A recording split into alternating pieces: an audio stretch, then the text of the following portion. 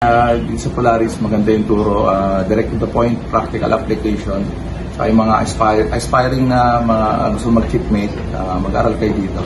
Dahil marami kang matututunan. Of course, on-board application ng stability increment. So, turo, direct to the point, so walang maganda.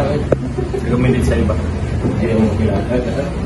Okay na okay ang turo rito sa Polaris.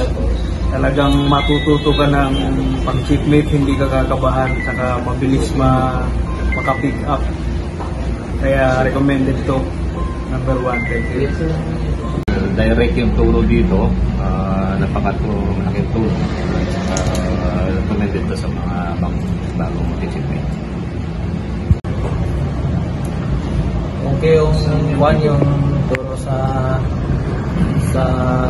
trim na stability dito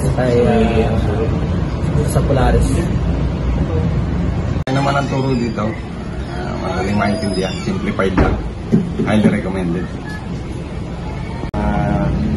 Napakagandang mag-training dito. Ayos lahat, clarified yung turo.